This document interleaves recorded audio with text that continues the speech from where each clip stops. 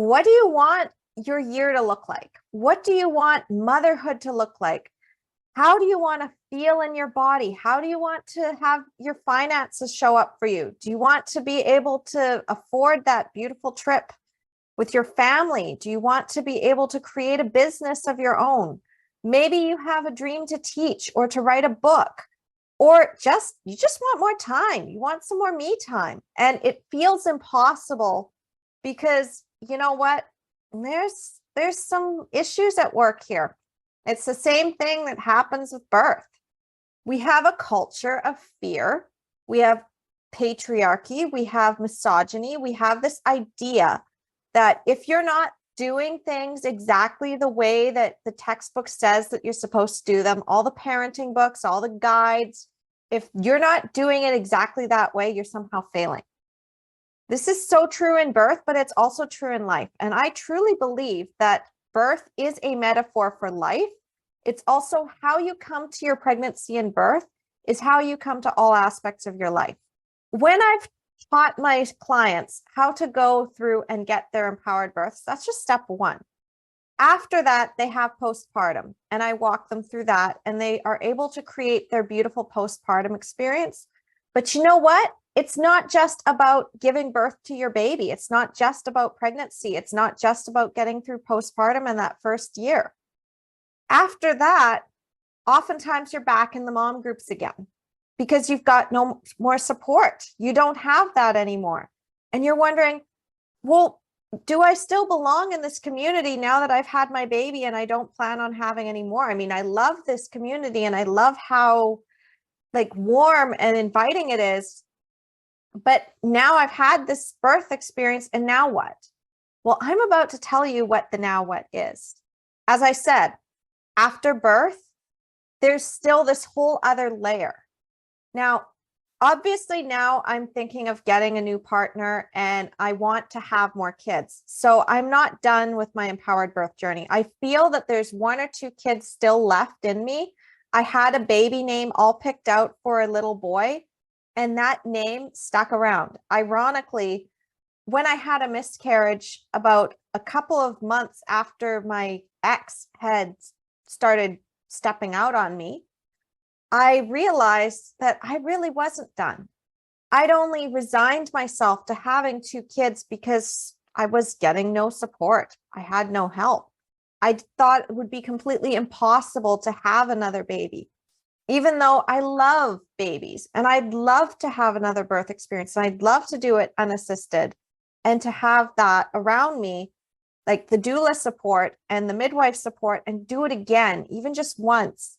Like that was something that I held back on. And that's what we do as moms, is oftentimes we get into this thought of, well, I've already done this once, or I've already done this twice. I've already got as much as I can handle. And even though I want more, am I going to be able to handle more? Should I even ask for that? Should I reach any further? Or maybe it's not another baby for you. Maybe it's a business or an idea that you're starting, or you're thinking of changing careers, but you're thinking, no, I should probably play it safe. I should probably just stick with where I'm at, because, you know, moms have to give up all our dreams in order for our children to thrive, right? No, you don't have to give up on your dreams. And this is something that I came to a realization about 3 years ago. What happened 3 years ago? Well, if you've been following me for a while, then you kind of know a little bit about my story, is that I was a birth advocate for improving birth. The reason why I didn't go out and teach on my own and didn't start empowering moms until much later, that part is what I'm going to actually share with you. So way back after my son was born, I got good and mad. How could they do this to me? How could they lie to me for weeks on end? How could they not tell me that that ultrasound, that growth scan was not as bad as they kept saying? If I had known growth was normal, I would have stayed home and I would have birthed my baby.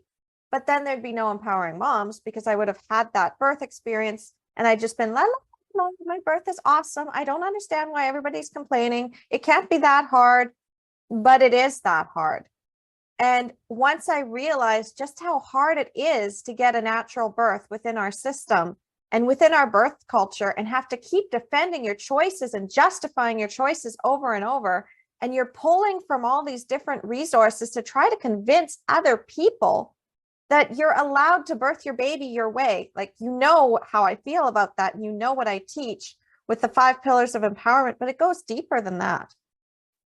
Because I started to just go out there, and I didn't have any intention of starting a business with this. This was, I'm going to share everything that Improving Birth is doing, and I am going to just spread the word, because nobody's talking about this. Nobody in my community seems to know that this hospital has the highest induction rate in all of our health authority.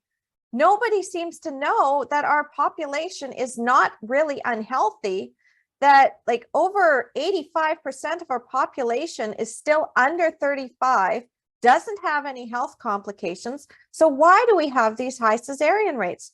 How is it that we have a higher cesarean rate than our national average? What is going on? What is going on in this community? Why is nobody talking about this? I got really, really into stats.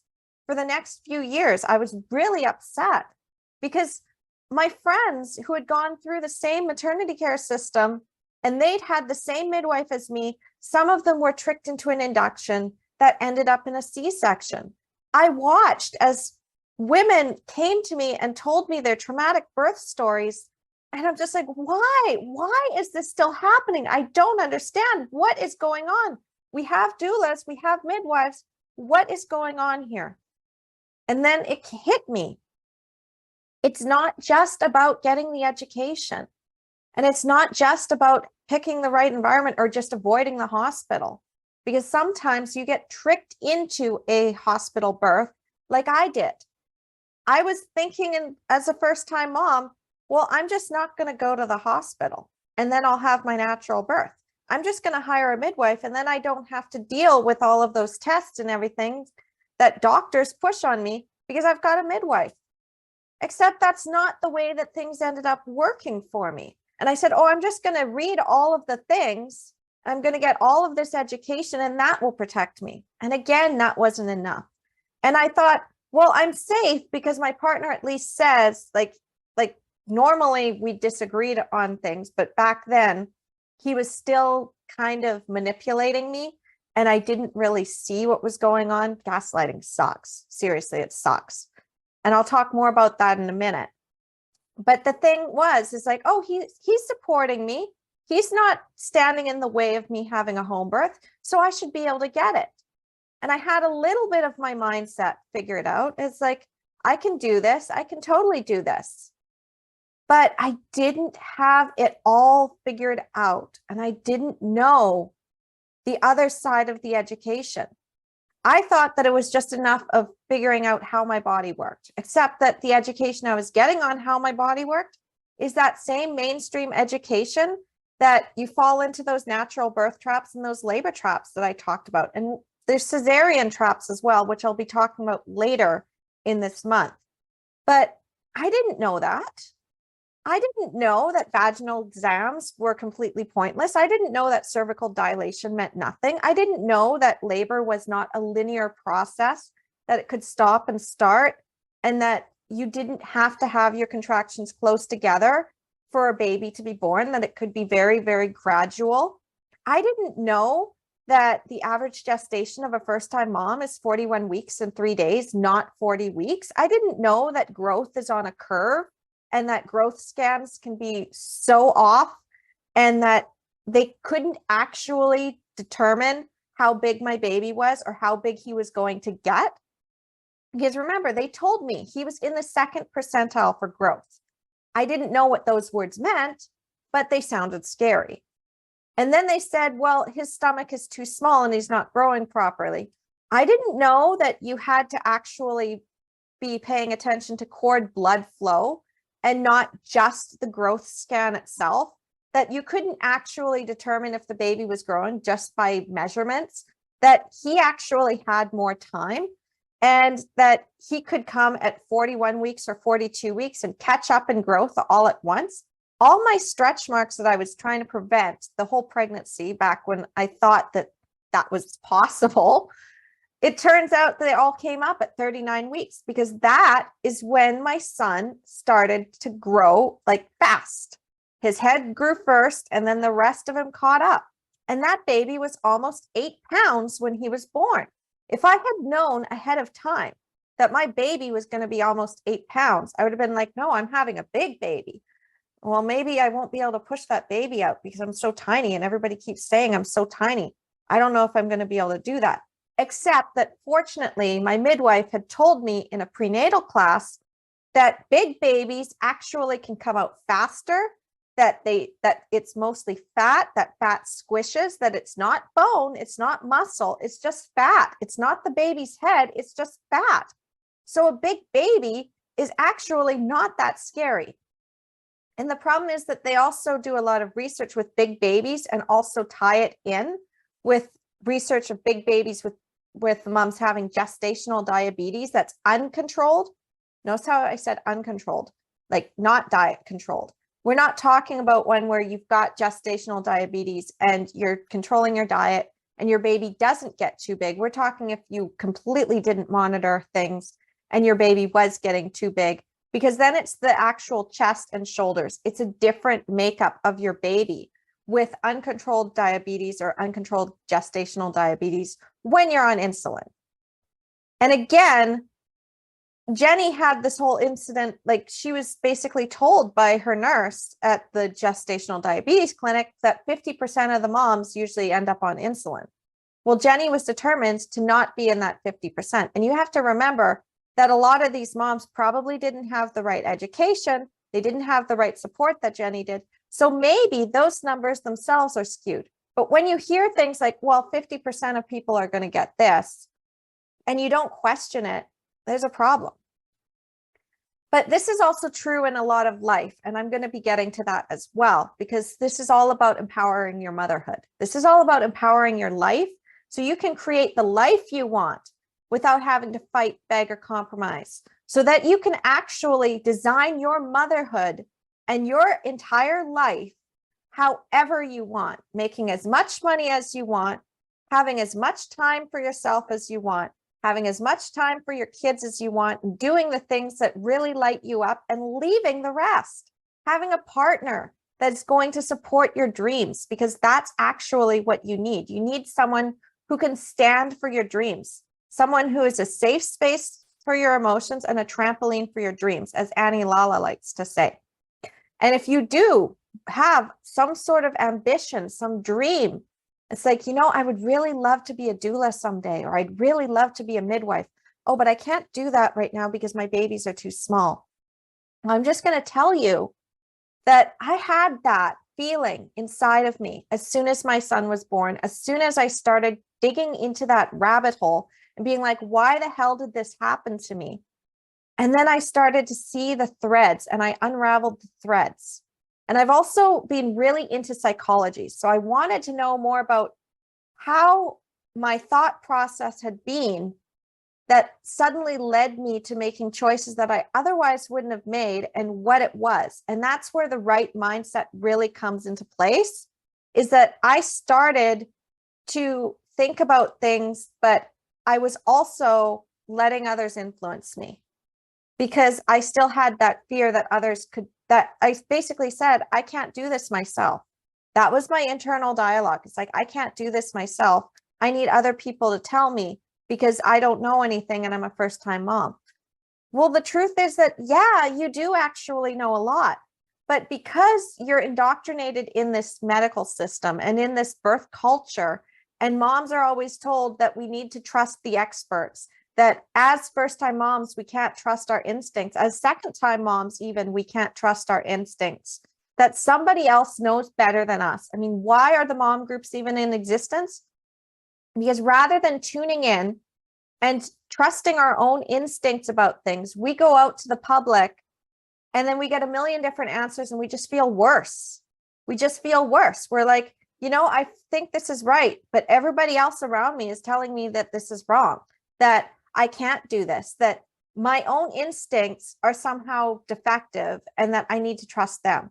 Like if you're saying, it's actually beneficial for me. I can get more rest and my baby is happier if I'm just laying in bed breastfeeding and we bed share for the next year and a half or 2 years or 3 years, whatever it is. And other people around you are saying, well, you need to put that baby down or they're never going to self-soothe. Which advice are you going to listen to? If you're saying, I really don't think I want to do any solids, like my baby doesn't seem to really be interested. I sit them at the table, I give them a little piece of food, but they don't want the purees and they don't want the food. They just want to breastfeed and they're 7 months. Is there something wrong? Well, no, my kids didn't want that stuff either. So I'd give them bits of egg, but they weren't eating it every day. And that was normal for them. They eat fine now. I mean, my daughter takes 2 hours to eat, and I've sort of found a hack for that. Still, it's a work in progress. I mean, she's 6. But the fact is that you are the expert on your kids. You're tied to those kids. Those kids are yours, and they are not like anybody else's kids. And when you know that, when you recognize that, no, that doesn't work for me, this thing that somebody else is saying doesn't work for me, instead of looking at it as what's wrong with me, why can't I do this? Instead, just recognize it doesn't work for you. And so I got good and mad all through my young motherhood, because as a first-time mom, everybody was giving me all of this advice. They were telling me things. It's like, you need to go back to work. No, you need to stay home. No, you need to find a way to work from home. No, you need to put that baby in daycare, because if you don't put that baby in daycare, they're not going to socialize and it's going to be a disaster. Guess what? I stayed at home with my kids. I barely took them out sometimes because it was just too overwhelming some days to be able to do that. And people had issues with that too. They're like, you should be taking your kid to the park more often if you're not going to put them in daycare.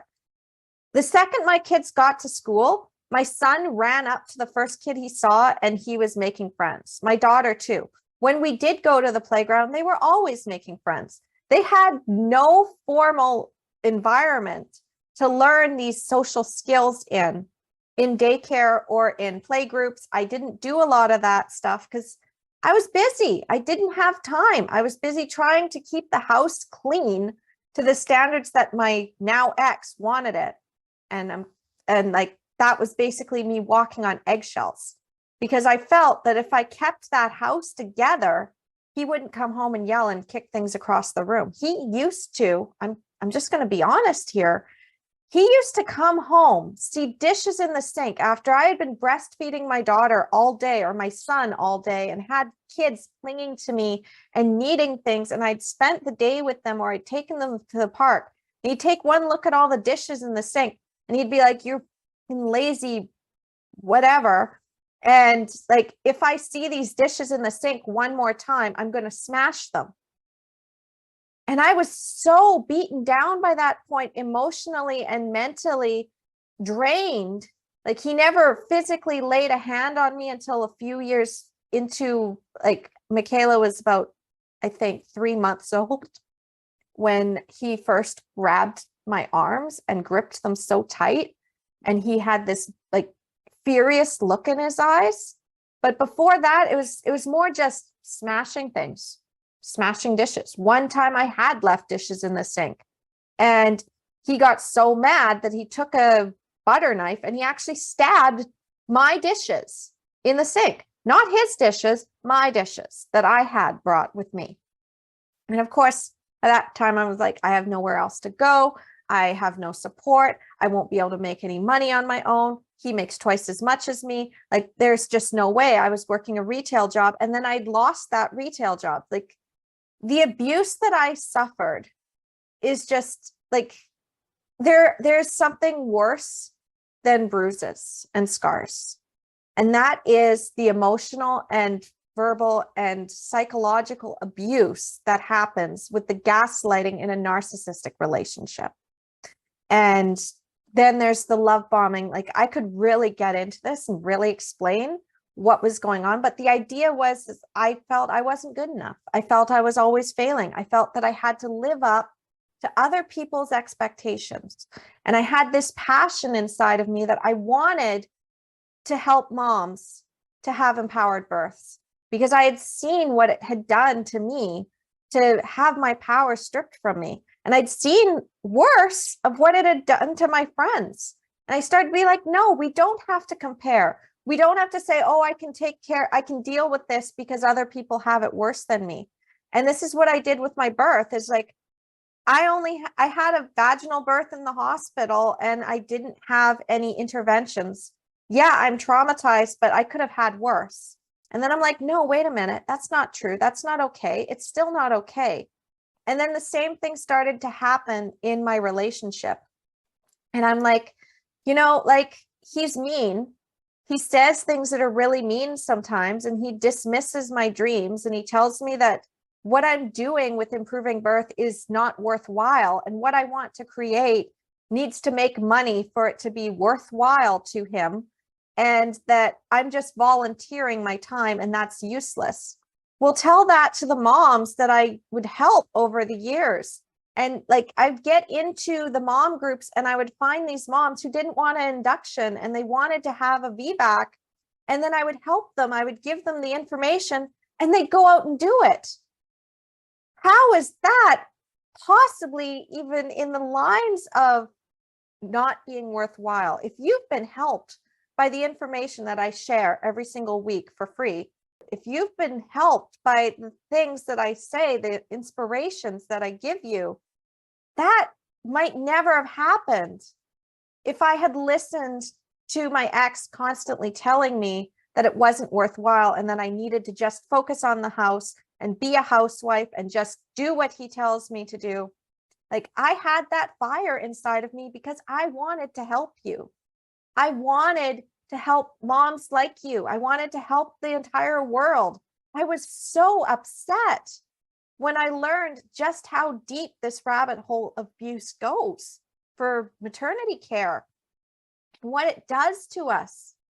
And it shows up in all aspects, because then I was suddenly seeing, after I had my empowered birth with my daughter and I took my power back, that is when I finally came to the realization that I am in an abusive relationship.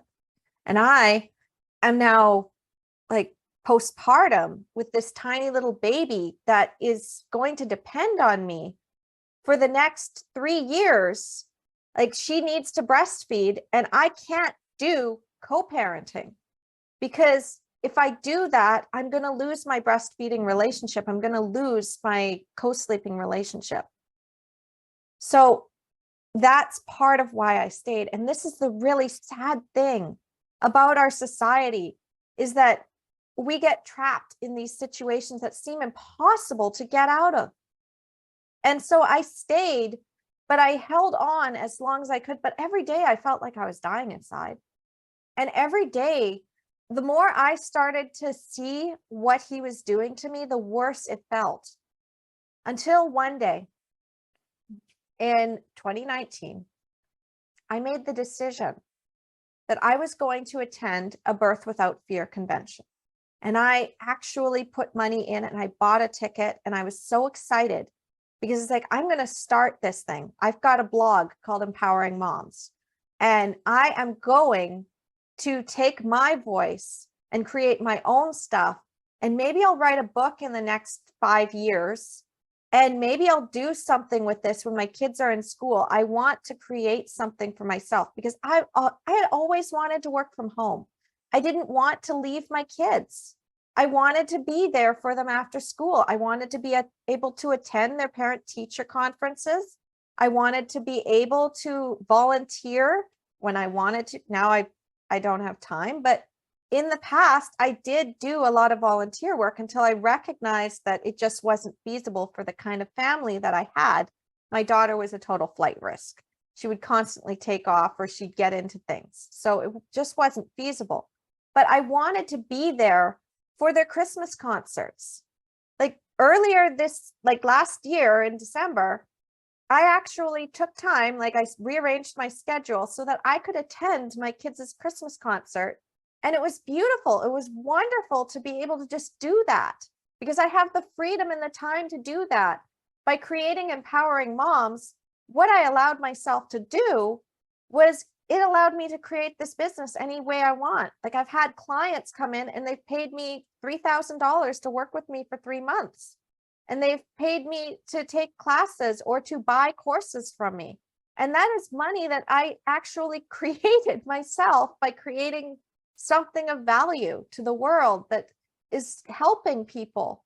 And it's not even about the money. It's just, wow, like this course that I gave out, that I created, has helped someone who had a really fearful worry of having a C-section. But in the end, they realized that that might be what they needed. And they had that backup plan and they'd had it all written out using the system that I taught in Write Your Empowered Birth Plan in 7 days, which I beta tested about, I think last year, and a little bit of the end of 2021. And she did it. She's like, I decided I wanted a C-section, but I had everything the way that I needed it to be. And the only thing that didn't go the way I wanted was I wanted to breastfeed immediately, but I felt nauseous and I was throwing up. So it just wasn't feasible afterwards. However, I feel really good. I feel really empowered because this is something that never would have happened if I didn't have those tools and I didn't have that ability to just write it all down and get it all out when I was still in my second trimester. Like this is something that really helped someone. And the same thing with Jenny. Where would Jenny be today if I hadn't reached out into the mom groups and helped her? And so it was just this idea, this recognition of what I was doing for people. And I had to start seeing it. So I had to start seeing what was going on. So that's another reason why I held on. Even when I was being severely gaslit and told I was crazy and that I was useless. And then he constantly tried to cheat on me and replace me with another woman. And he actually found a friend of mine that I just recently made, a mom friend. And I was really a good friend to her. But then she went and slept with my husband and got pregnant. And even then, at that point, I saw that and like, how can you do this to me? How could you do this to me? Like, I don't understand. And he did it right before I went on that trip to the Birth Without Fear convention. The night before, actually the morning before I had to leave on my trip, he had sat me down. Like we had basically, I thought that our relationship was good. We were having lots of sex again. He seemed to be home and he was basically doing the love bomb that they do in a narcissistic abuse relationship to basically build you up and then knock you down again. And they also do this when you have important events coming up. And he knew this was a really important event to me. He knew what it would mean for me, for my business and what I could do for a network. And what did he do? He came into the bedroom because we were sleeping in separate bedrooms. Sometimes because we were having problems and other times because we only had 2 bedrooms and the kids wanted to be in with me. So I had my king size bed and the kids were with me and I'd go and sleep in his room with him and then come back to the kids when they would have a nightmare. It was difficult, but it worked. And it would have worked better if he had actually been connected to me and not been manipulating me. But I digress on that. I take ownership for my codependency when it came to that, my fear of leaving, because I also thought that I couldn't get much better. I thought that I would never be able to be happy again. I felt that I could never be a single mom. I felt that being a single mom, I would have no time for myself. I would constantly be working dead-end jobs. I would never be able to get out of debt. Like this was where my head was at. It's like, I'm going to be in debt. I'm not going to have any money. I'm not going to be able to have my kids at home with me. Like they'll have to go to daycare and I'm not going to be able to create my dream in the future. I'll just be working all the time. My dream will be dead, is what I had said to myself. So that's another reason why I clung on, even after he did the worst possible thing. Like it would have been better if he just like hit me, then go out and sleep with a friend of mine and get her pregnant. But he sat me down and like, he's just like, we need to talk. And the way that he did it was so awful. Like he had me climb into bed with him and cuddle.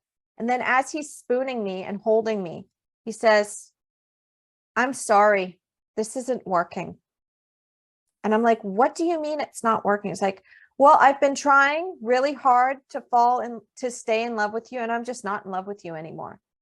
And I'm like, "But we just had mind-blowing sex the other night. Like you've been home every night. We've been having like conversations again. I felt so close to you. What's going on?" He's like, I just don't feel it anymore."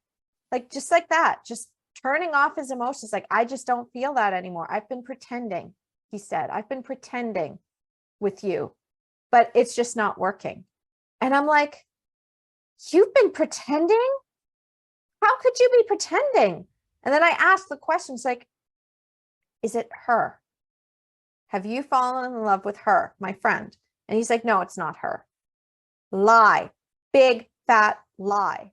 Because then later that day, as I'm like, "I don't know if I can go on this trip now, because like you've just dropped this on me." He's like, "No, you should go on your trip." And then I find out that he's like, "I'm going to go away for a few days." And I'm like, "Please don't stay with her." And guess what he does? He goes and stays with her. He takes the kids, he drops them off at his mother's, and he goes and spends the weekend with her while I'm on this trip. So I am doing my best to try to network and get in the game. But my friend that I went on this trip with, like she could tell, like my mind just wasn't there. I couldn't focus, because when your mindset is just all over the place, you can't focus. And nothing was working, and I couldn't do it. My emotions were all over the place. I hadn't learned to regulate yet.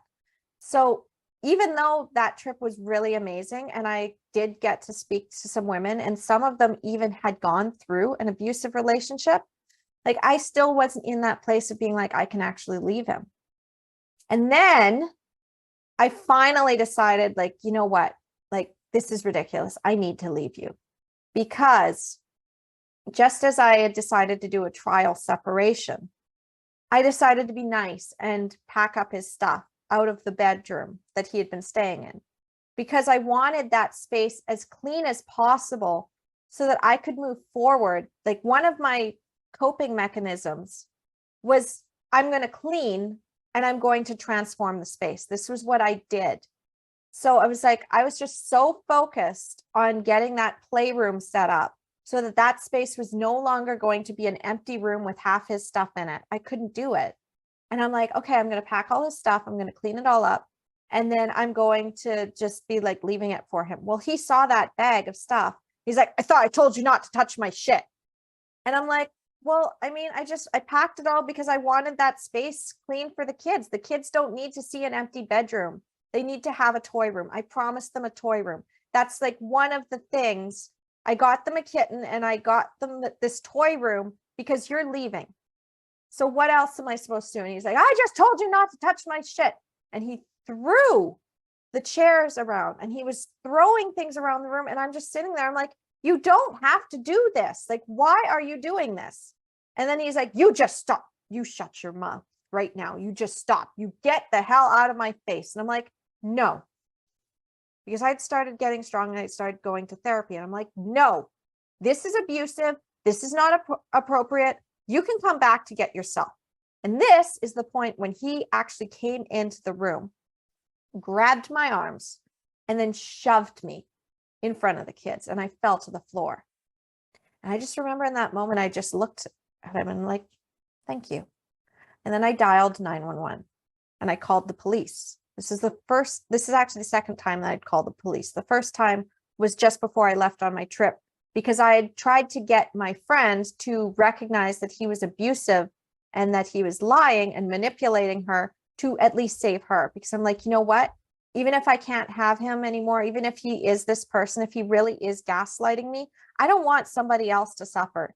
Even though she slept with my husband, I don't want her to suffer. So I tried to warn her. And he came back and he was furious. "How dare you tell her this about me? You are unstable. You are crazy. You don't belong around the kids." Like he was threatening to take my babies. So of course I called the cops, because I was not going to let anybody take my babies. This is the other thing. You don't mess with my children. You can mess with me, you can tear me down, but you don't mess with my children. And I'm pretty sure that you can relate as a mother that if somebody was going to threaten to take your kids away, you would do anything to stop that from happening. Well, this was where my mindset was. So I started to get strong, mostly because I was starting to use these 5 pillars of empowerment, of course. And I had built some right support, not a lot, but enough that people could start pointing out that I was being gaslit. And I had enough education because once I realized that I was in an abusive relationship, I got that right education. And then the only thing that was not working was I didn't know any way of starting a business. I had no clue. I had no clue where to get that information. And every time people would say, you should charge money for this service, like, this is a really good service. Like, you could make a really good living doing this, helping women. Like, this is amazing. And you should be on podcasts. You should be teaching. And I'm like, oh, I don't know how to do any of that. So I can't. I'll have to figure out that. I don't even know what kind of equipment to use. Well, I'm just going to give you one little tip. If you do want to start a podcast, all you really need is a really good webcam or a microphone. And then you just record on Zoom. And Zoom is free. The only time you have to pay for Zoom is if you want to be able to stream into a Facebook group and host live group classes over 45 minutes, which I do. So I do actually pay for Zoom every month, and it's only $22. So that's Canadian. I don't know what it is US. I think it's like maybe $20 or less. But the fact is that I put all these things in place because the real truth was I was scared. I didn't have any support. I didn't have anybody telling me I could do it. I didn't have any right environment. I mean, I had an environment where my ex was literally throwing things around the room, telling me that I was useless and lazy. And then I would have days, sometimes weeks, where I would just be so tired, so tired. I did not have this energy and this light and this glow about me 3 years ago. 3 years ago, I was just exhausted all the time. I had chronic pain that I thought was just because I needed a chiropractor. You know what? I haven't had a single back spasm since I left him. Not one. I don't even remember the last time I had chronic back pain. And this used to be a chronic thing where I would take a step and my hip would give out and I would feel so much pain and my leg was always hurting. Sometimes pain is a symptom of a bigger issue going on that has nothing to do with your health. And as soon as I left him, all of that pain, all of that exhaustion is gone. The only time I start to take more naps is if I've just completed a really powerful project and I need to have that time to decompress, or I'm close to my period and I know, and I've recognized my body cycles. It's like, okay, at this point, this is a rest period. Because if you are still having a regular cycle, not one controlled with medication, like being off the pill and just following your natural rhythms, you will naturally have times where you have more energy and you will naturally have times where you're being signaled to rest. It's just like pregnancy. Like, our cycles are really tied in. Like, when you tune into your body and start learning how to work with it, suddenly you can just do so much. You can be like, okay, this is going to be my good week. This is going to be the week where I feel like I have all this energy. And it would be like, basically, if you had like a big caffeine boost and you're just like, go, go, go, go, go all day, like a big sugar rush. And you're just like constantly creating and doing things and cleaning your house or rearranging your furniture, and you're taking your kids out to the beach and you're just like, I've got all this energy and I'm just so bouncy and happy. And then other times you feel like sitting on the couch and you feel like just watching a movie and chilling out, but maybe you're still getting some things done and you're also resting. And the same thing with postpartum. That's your rest phase. With birth and like leading up to birth, you've got a rest phase. You need to be in that rest phase. And then at the beginning of your pregnancy, same thing. Like, people are always saying, I'm so tired. How do I get things done? You don't. You don't. You take that time and you rest. You honor your body. When you honor your body will actually signal to you when it's time to rest. And if you have been overdoing it in your pregnancy and trying to do all the things, what's going to happen is that the next couple of days are just going to be awful. It's just going to be like, oh my God, I'm just like so tired, because now your body's like, you overdid it. You overdid it. We tried to warn you with that pain, but you kind of pushed through it. And now you're tired.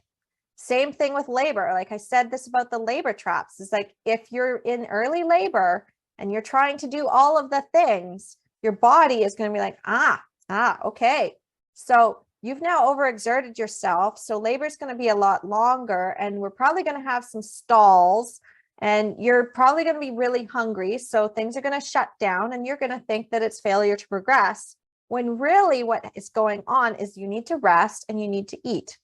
And that's what I even said to my midwife after 24 hours with my daughter. It was, you know what? I haven't eaten much of anything today.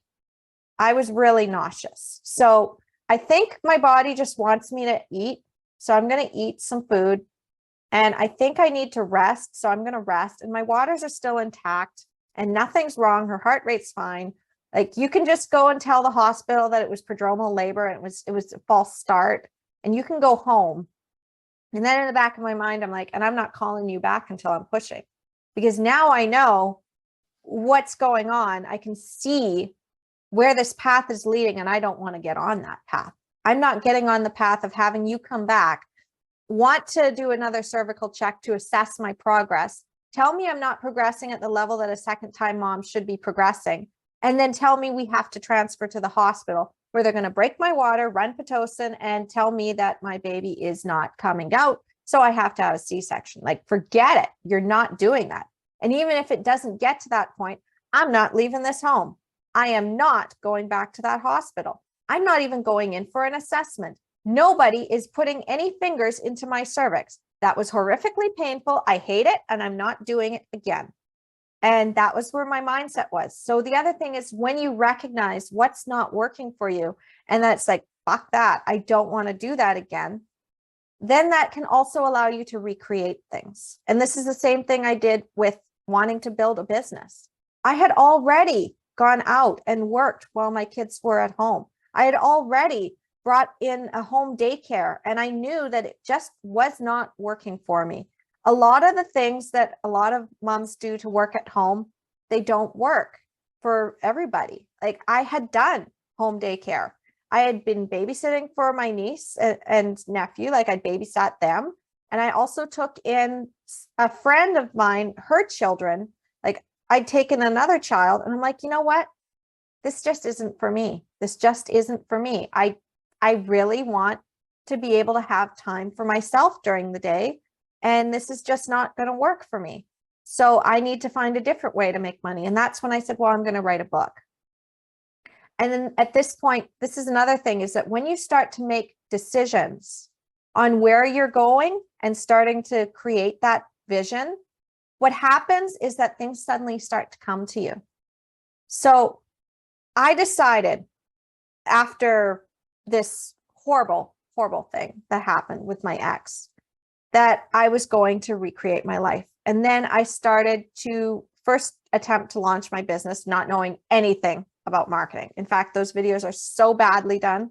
And I'm like, oh my God, like, I had no idea what I was doing, but it's okay, because it's a learning experience. And I got out there and I got comfortable in front of the camera. And then the next thing that happened is that I basically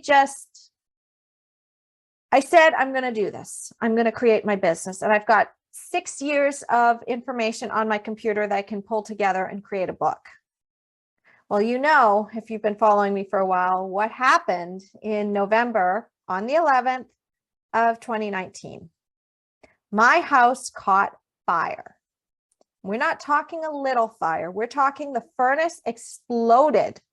The flames burst through the walls of my kitchen, obliterating my spice rack and my pantry that I had just stocked. Like, I just stocked it, and there was enough food in there for 6 months.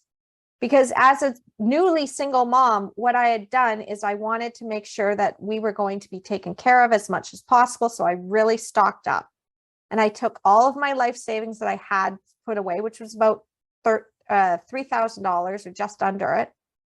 And I just put everything out, my entire nest egg, that was not very much, into making sure that my children and I would be okay after my ex left. And all that was gone. And my computer was in that room and it melted instantly. I had all of my hard drives, all of my disks, everything gone. 6 years of work gone, just like that. All my memories, everything gone. Everything that I had saved, my pictures, I had pictures of my labor. The ones that I have saved are just from my Facebook page, but that's it. And you know what I said as I watched my house burn down? Instead of, this is a sign from the universe that I can't do it, I said, this is a sign I can rebuild. I've just been given a clean slate. Yes, I have to rely on my partner again, because of course he swooped in as the knight in shining armor, there to rescue us, because that's what he does. That's what a narcissist does, is they swoop in and rescue you and become the hero. They have to always be the hero. And so I relied on him again. I said, okay, fine, I'll take you back. However, I am going to make good on my promise that I am going to build myself up. And then 2020 hit. Everything went online. Moms were being fired first from their jobs. Like, they were getting the pink slips. So many moms were like, they had really good careers and suddenly they had nothing. And they were expected to stay home with the kids because the kids had to be out of school because the schools shut down. And when I saw that, this is when I came to the realization. I said, you know what? Birth is just going to get worse at this point. The hospitals are going to take this as their ability to crack down and say, we're not going to allow home births anymore. However, this is an opportunity for moms who really want to take their power back to learn unassisted birth, to recognize that they can do it. So I saw two sides of the coin. I saw the bad and then I saw the good. I saw it's like the hospitals are adding more restrictions, which means that a lot of moms are going to start looking into home birth, and they're going to look into how to do this without dealing with this hospital pressure. This is a good thing. I said, COVID and everything is a good thing because it's highlighting the discrepancies and the inequalities and the real obstacles that moms have had to face for so many decades. And when we say we can't do all the things and people are like, oh, you super mom, you're so awesome, you can do all the things, and we're drowning, this finally highlighted that we were drowning. And I saw the opportunity.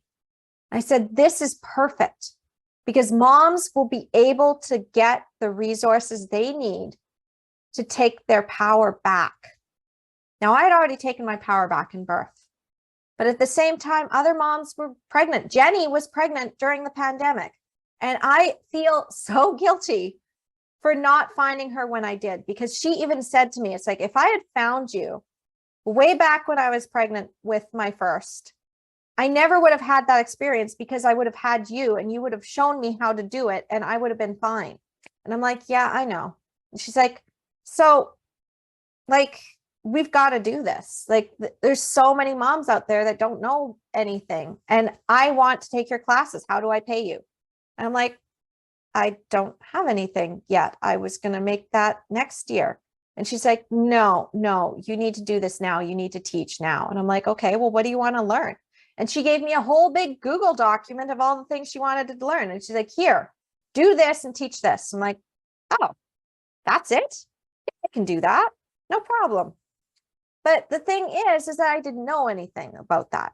And this is what I'm getting at, though, is that as moms, we have been told that we have to fit into this box. And if we don't fit into that box, we're failing, and that we can't create the lives that we want. We can't leave abusive partners because there's nowhere for us to go. There's no support. There's no money. Like, nobody's going to help us, and we're going to struggle.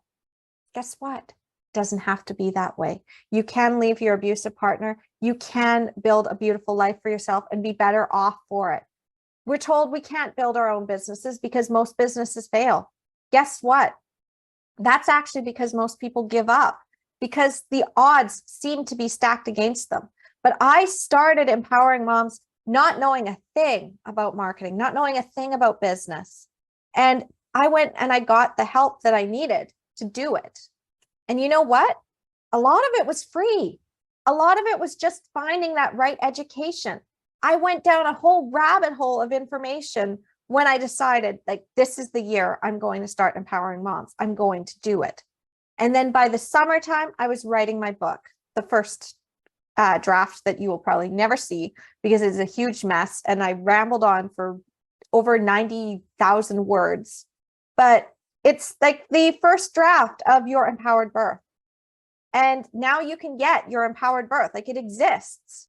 And it goes over the whole system, tells you what you need to know, the 5 pillars of empowerment, how it works, why things don't work in mainstream birth education, why you're getting into all these traps. And then it also intersperses it with the stories of Lisa, Rebecca, and Jenny and their experiences.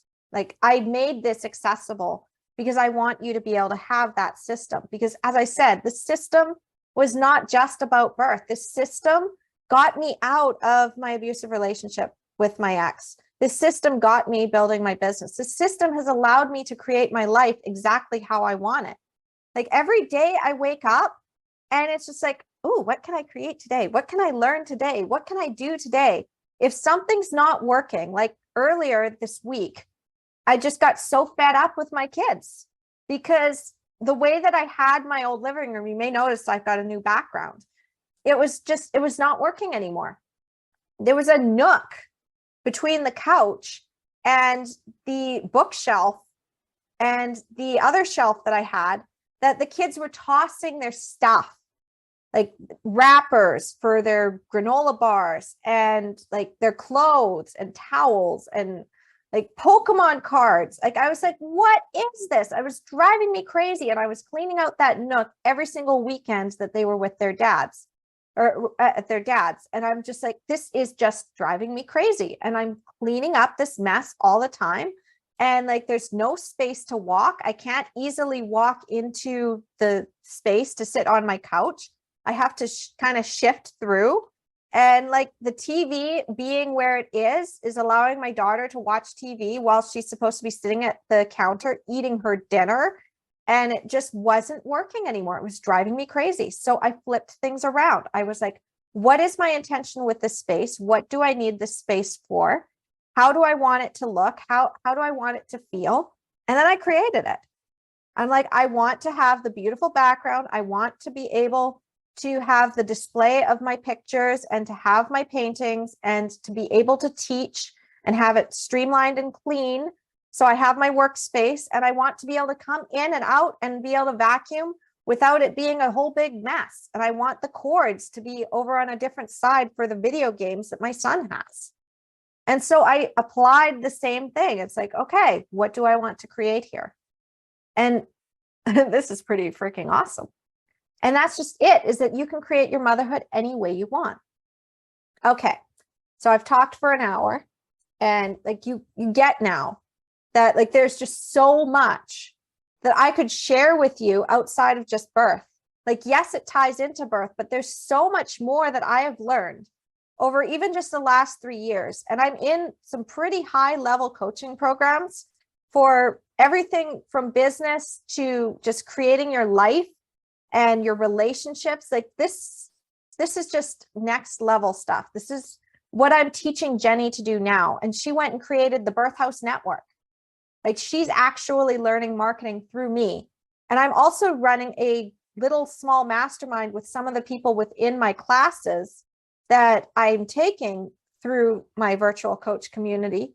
And we're talking about business and stuff. Like, these moms are much older. They've had their kids, but I'm helping them with that. So I have so much knowledge that I can give you. And of course, this group is for birth. So here's the question I want to ask you.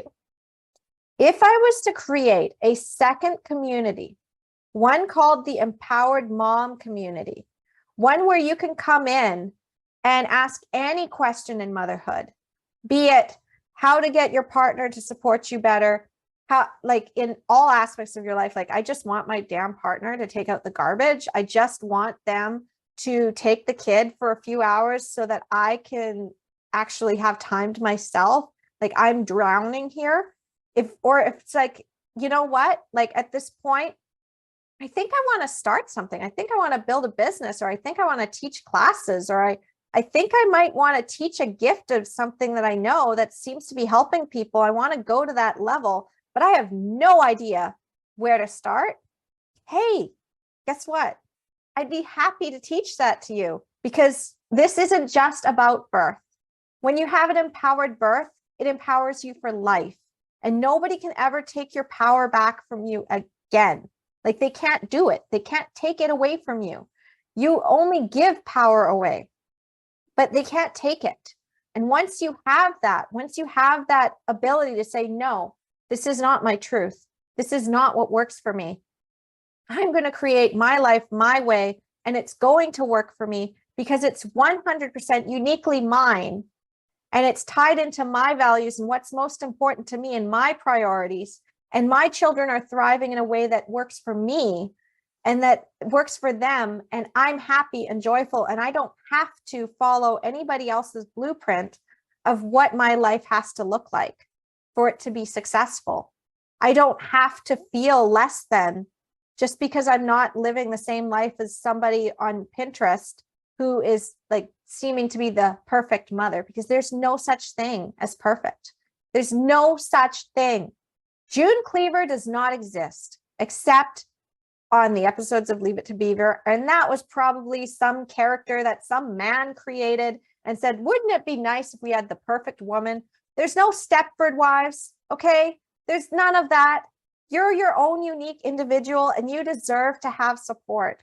And I want that for you so badly because I know what it does. I know what it does. As I said 3 years ago, before I started this journey, I was so broken. And I'm just going to share one more thing. 3 months after my daughter was born, after I had this amazing empowered birth, and my ex did not like how powerful I was. And I swear, like that man, 3 days, like I think it was about a week after she was born, he told me I wasn't fine and that I was lying about being fine. I actually was fine, but he gaslit me so much and kept acting like I was acting all high and mighty, and he didn't like it. And he made me break down. He actually got me to the point where I was in tears. And then I thought I must not be fine. Like that's how badly I was manipulated. And that's how badly things were back then. Like I was at the point in 3 months down the road with my baby, and I was writing a letter to him that basically said, it seems like you don't want me, and I'm no good. I'm a terrible person and I'm useless and everything. And like, I just need you to give me 2 years. And then after that, after my daughter is done breastfeeding, after she doesn't need me anymore, I'll kill myself. Like that's as vulnerable as I can be right now. I can tell you right now, it's like, at one point I was like, you know what? I don't want to live anymore, but I can't die yet because my kids still need me. So I'm just going to hold on long enough to breastfeed my daughter to make sure that she has a good life and she has her best start. And then I'm just going to end my life. And like that was a real low point for me. And I'm just going to say that, like, it was really, really hard. And I know that there's a lot of moms out there that we do have those feelings and those thoughts, and it's not always postpartum depression. Sometimes it's something else. Sometimes it's the fact that our society just is this way that you feel that you're failing. And I want to pass on that light to you. If you're in that space right now, you can reach out to me. Okay. I'll get it. I'll understand. Okay. You don't have to be like, well, Carly's so great and she probably won't understand, or she'll probably make light of it. No. Okay. If you're hurting right now, please come talk to me. Okay. Because I will leave you 10 times better than I found you. I promise you on that. Anybody who's worked with me before knows that if you're coming in and you're a mess, I leave you 10 times better or more than I found you. And I was just helping a mom just a couple of days ago in my mastermind, and she was telling me what she's going through. And it's very similar to what I had, but she's much older than me.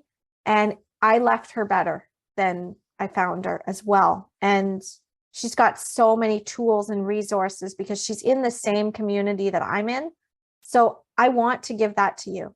All right. So thank you so much for watching until the end. I know I talked for a while, but it's just like, this is just something that has been on my mind for a while. Watching what Lisa's doing, what Rebecca's doing, what Jenny is doing, what the moms that I've helped are doing with their lives and inspiring. And like, it's just, this is something that I'm just thinking on long term, because my goal wasn't just birth. My goal was empowering moms for life. All right. I'll talk to you soon.